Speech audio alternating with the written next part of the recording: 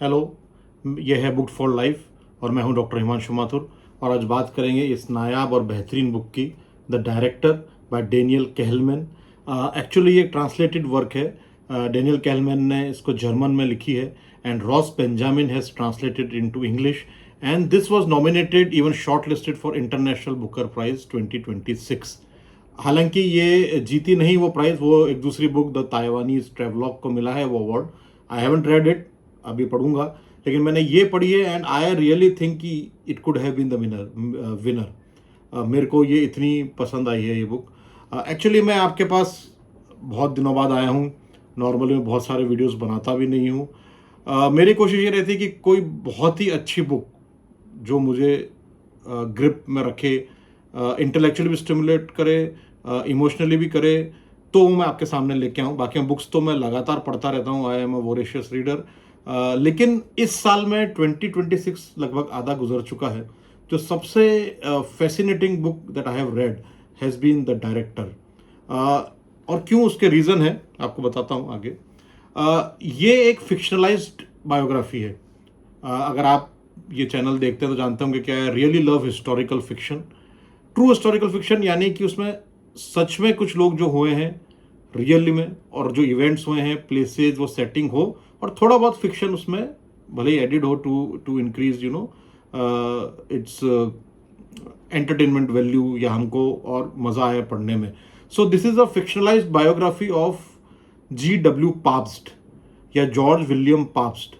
वो early 20th century के, यानी कि 1950 के पहले, he was the foremost director, movie director of not only Germany but Europe and the world over. यानी वो एक साइलेंट मूवी का एरा था, और उस समय लगभग 1920 से लेके 1935 तक सबसे बड़े जो डायरेक्टर जर्मनी और यूरोप के थे। इवन हॉलीवुड में भी उनका जलवा था।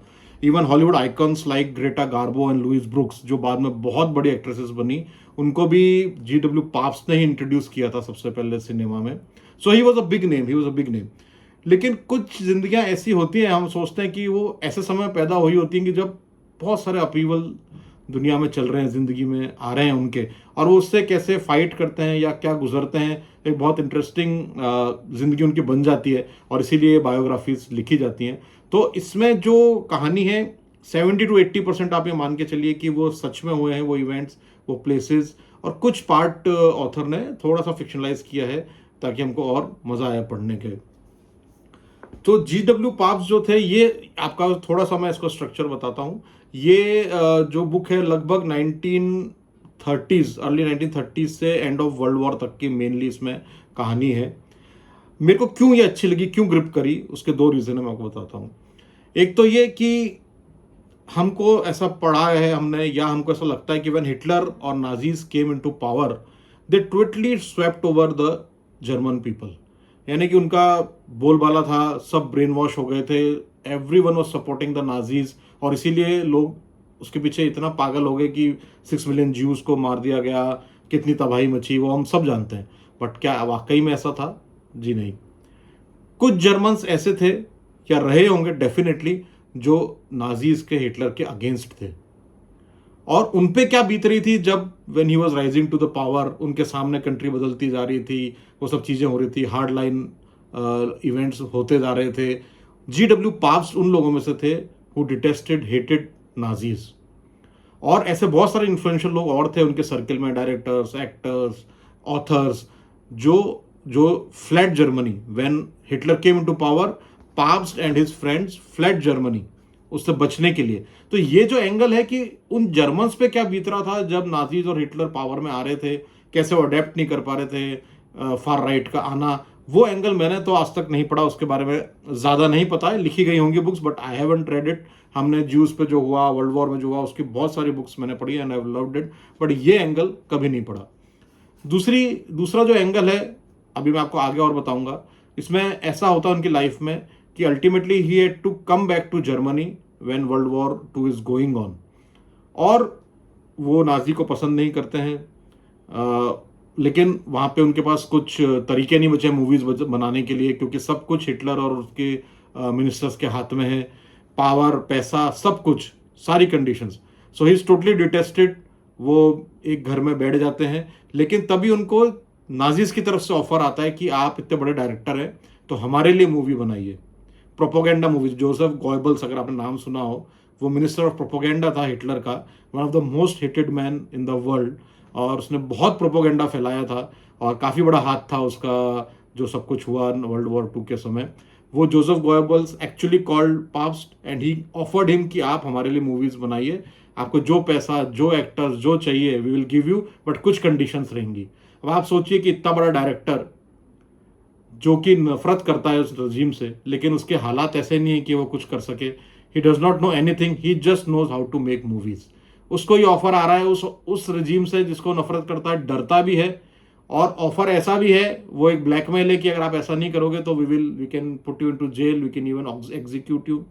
सो पास्ट क्या करते हैं, ऑब्वियसली वो ऑफर को एक्सेप्ट करते हैं एंड ऐसा अपने आप को समझाते हैं कि मैं तो आर्ट के लिए कर रहा हूँ, सबसे बड़ी चीज़ तो दुनिया में आर्ट है, उसके लिए कोई भी सेक्रीफाइस किया जाता है। लेकिन इस चीज़ से, this is called devil, pact with the devil, जो उसने डेविल से पैक्ट किया गॉयबल्स और नाजीज से, उससे उनके आसपास के लोगों पे और उन पे क्या गुजरी और उसका आफ्टर मैथ क्या हुआ, वो इस बुक में बताया गया। तो ये जो फैक्टर्स हैं कि उन जर्मन्स पे क्या हो रहा था when Nazis were ruling, and जो इन्होंने ये अपने आप को समझाया कि मैं आर्ट के लिए कुछ सेक्रीफाइस कर सकता हूँ और क्या बीता उन पे, वो इस बुक में बताया गया। Very well written. ऑब्वियसली हमको ट्रांसलेटेड वर्क मिला है, बट इंग्लिश बहुत सिंपल है, और मैं ऐसा कहना चाहता हूँ कि बहुत डार्क भी नहीं है। बहुत सब्जेक्ट मैटर आपको हार्ड लग सकता है, हैवी लग सकता है, but the way Daniel Kehlmann has treated it, बहुत ही मज़ेदार या इजी गोइंग वे में लिखा है। कहीं कहीं पे डार्क ह्यूमर भी है, बिल्कुल भी आपको हैवी नहीं लगेगा। मैं तो पहले पेज से आखिरी पेज तक इसको छोड़ नहीं पाया, I was totally grabbed by it. अब इसके स्ट्रक्चर के बारे में बात करते हैं। ये 3 पार्ट में डिवाइडेड है। पहला पार्ट है आउटसाइड, वो तब का पार्ट है जब past has fled Germany, world war 2 start नहीं हुई है। वो इतने बड़े डायरेक्टर थे, वो हॉलीवुड चले गए थिंकिंग कि that I would be welcomed over there, लेकिन वहां जाके उन्हें पता लगा कि दुनिया बदल चुकी है, अब उनका नाम वो नहीं रहा है। यहाँ पे यूएस में इकोनॉमी अलग है, यहाँ के प्रोड्यूसर्स अलग चीज़ें चाहते हैं। हालांकि उन्होंने लुइस ब्रूक्स और ग्रेटा गार्बो जैसी एक्ट्रेसेस को भी इंट्रोड्यूस किया था, उनसे भी वो मदद करने जाते हैं, अपनी एक स्टोरी बताते हैं। And he has some language problem, his English was not so good, तो वो कम्युनिकेट भी नहीं कर पा रहे थे अच्छी तरीके से। तो उनकी जो स्टोरी, तो प्रोड्यूसर्स रेडी नहीं होते हैं, वो अपनी एक स्क्रिप्ट देते हैं कि आप इस पर मूवी बनाइए, जो पाप्स कुड सी कि ये तो बहुत ही बेकार स्क्रिप्ट है, इट वुड फेल, लेकिन ultimately he had to make that movie, और वो फेल भी होती है। मॉडर्न हीरो के नाम से मूवी एक्चुअली में आई है, और सारा ब्लेम पाप्स्ट के ऊपर आ जाता है कि you have made a very bad movie. और उसके बाद उनको हॉलीवुड में भी काम मिलना मन बंद हो जाता है। वो ग्रेटा गार्बो, लुइस ब्रुक्स जैसे लोगों से मदद भी मांगने जाते हैं, बट अब जैसे कहते हैं ना, चढ़ते सूरज को सब सलाम करते हैं, डूबते हुए को कोई नहीं, उनको कहीं से मदद नहीं मिलती है। इस बुक में एक्चुअली अलग अलग पर्सपेक्टिव हमको मिलते हैं, सिर्फ पास्ट का पर्सपेक्टिव नहीं मिलता है हमको। कुछ चैप्टर पास्ट के वो क्या सोच रहे हैं, उन पे क्या बीत रही है वो हैं, कुछ चैप्टर उनकी वाइफ के नज़रिए से हैं, कुछ चैप्टर्स उनके बेटे के नज़रिए से हैं, कुछ चैप्टर्स उनके आसपास जो लोग हैं, दूसरे डायरेक्टर, दूसरे एक्टर्स, उनके नज़रिए से हैं। और एक बहुत ही अच्छा कैरेक्टर है फ्रांज विल्जेक करके, जो कि एक्चुअली में नहीं था, he is a fictional character. वो उनका बहुत ही ट्रस्टेड असिस्टेंट थे, and he is a big role to play in this book, क्योंकि एंड में एक बहुत अच्छा ट्विस्ट है, एक सस्पेंस है जो मैं आपको रिवील नहीं करूंगा, बट उसने पूरी कहानी को पलट देता है वो, और इतना अनएक्सपेक्टेड है, इतना वेलकम है कि मज़ा आता है रीडर्स को। तो कुछ चैप्टर फ्रांस विल्जेक की नज़रिए से, और जो विल्जेक वाले चैप्टर्स हैं ब्रिलियंटली ब्रिलियंटली रिटन।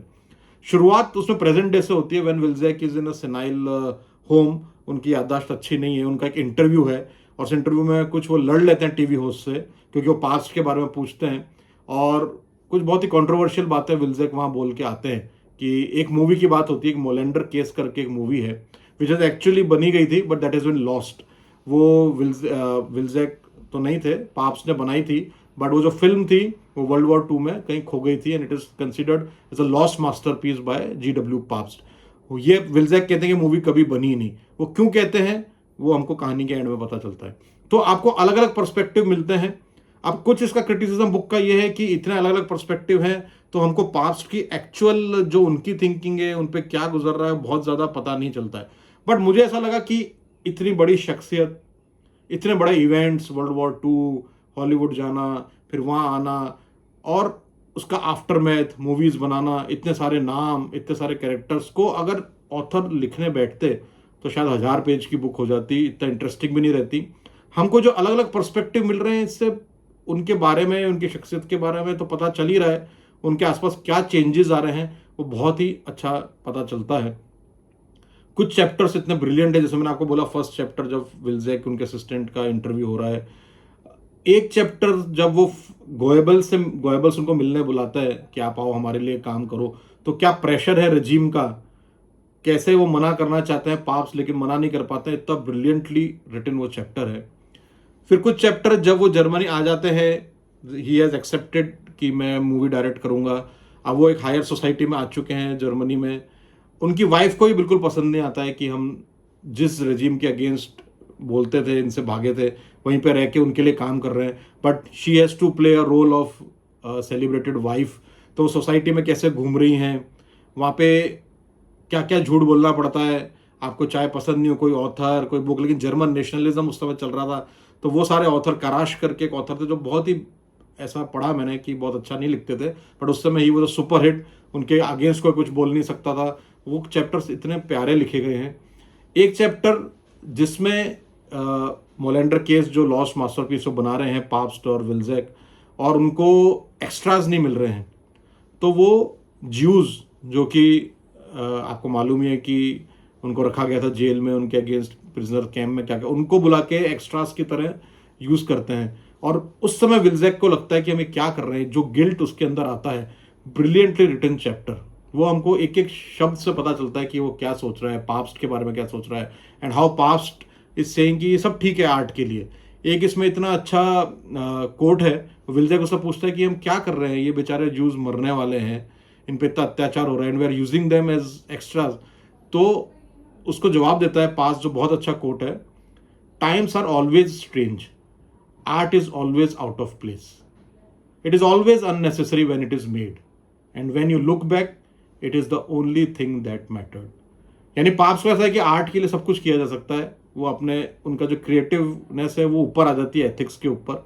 एंड शायद ये सही बात भी है, जब चीज़ें गुजर जाती हैं, इवेंट्स हो जाते हैं बाद में, तो उस समय की आर्ट राइटिंग उनसे ही हमको पता लगता है कि क्या हुआ था असली, क्योंकि गवर्नमेंट तो अपनी बात कहेगी, लेकिन लोगों पे जो गुजर रहा था वो हमको आर्ट के थ्रू, म्यूजिक के थ्रू, राइटिंग के थ्रू पता चलता है। सो बहुत ही अच्छा कोट है ये। और एक चैप्टर उसमें बहुत अच्छा है कि जब वो लास्ट का जो मोलेंडर केस जो मूवी बना रहे हैं उसकी एडिटिंग कर रहे हैं, और ये बिल्कुल एंड ऑफ वर्ल्ड वॉर है, वो प्राग में होते हैं, चेकोस्लोवाकिया में, उस समय चेकोस्लोवाकिया था, और सोवियत आर्मी बस आ ही गई है, Germany is on the verge of losing the war, और बॉम्बार्डमेंट हो रहा है हर तरफ, और विल्जेक और पाप्स अपनी मूवी को एडिट करके भागते हैं बचाने के लिए। This actually happened, pups actually प्राग से भागे थे जिस समय अटैक हो रहा था, एंड उस केओस में that movie was lost for ever. और इसके बाद ऐसा कहा गया है कि he was never the same again, उनका वो मास्टरपीस था, मैग्नम ओपस था, एंड जो उस समय चल रहा था केओस, लड़ाई गोलाबारी, उसमें that movie was lost for ever. वो चैप्टर जो लिखा गया है, मतलब I could feel my heart racing, इतना ग्रिपिंग वो चैप्टर है। तो बहुत ही ये एक अच्छी बुक है। पहले पार्ट में हमको ये पता चलता है कि वो हॉलीवुड में गए हुए हैं, कैसे उनको रिजेक्शन मिल रहा है, लेकिन उस समय उनको एक लेटर आता, उनकी मदर ऑस्ट्रिया में थी, जो जर्मनी के उसमें आ चुका है कब्जे में, कि मदर की तबीयत ठीक नहीं है, वो भी पता नहीं मदर ने लिखा है किसने लिखा है। सो वो पूरी फैमिली जाती है कि हम मदर को लेके निकल जाएंगे, हालांकि लोग मना करते हैं कि don't go back to Germany, लेकिन वो कहते हैं मैं मदर को कैसे छोड़ूं पाप्स। ये सब एक्चुअली में हुआ है। उनका एक मदर ऑस्ट्रिया के किसी गांव में एक छोटे से कैसल में रहती थी, इन्होंने कैसल खरीद लिया था, वहाँ पे एक उनका केयर टेकर था, जरबा जैक करके। तो ये जब जाते हैं मदर को लेने, उसी समय सेकेंड वर्ल्ड वॉर अनाउंस हो जाती है, सारे बॉर्डर सील हो जाती है, और ये लोग निकल नहीं पाते हैं, पाप्स और उसकी फैमिली। अब ये जब अपने घर पहुंचते हैं तो ये जो केयर टेकर है वो नाजी वर्कर है, और वो जानता है कि पाप्स नाजी के अगेंस्ट है, तो पूरी तरह घर में सत्ता पलट देता है, इन पे अत्याचार करने लग जाता है, उसको गिरा भी देता है पाप्स को, ही हैज सम इंजरीज, उनको काम करना पड़ रहा है। अब इस समय ऑफर आता है नाजीज की तरफ से, ये इनकी फैमिली, पाप्स की फैमिली उस समय वर्क कर रही है अपने केयर टेकर के लिए, पूरी तरह वो फ्रस्ट्रेटेड है, डिजेक्टेड है, सब कुछ खो चुके हैं, मूवीज़ उनसे बन नहीं रही हैं, पैसा खत्म होने वाला है, नाजीज़ को पसंद नहीं करते, उनका केयर टेकर उन पे पूरी तरह हावी है। अब इस समय जब गोबेल्स से मिलने जाते हैं मिनिस्टर ऑफ प्रोपोगेंडा, और वो उनको ऑफर देता है कि हम, आप इतने बड़े डायरेक्टर हैं, हमारे लिए वर्क करिए। Brilliantly written chapter.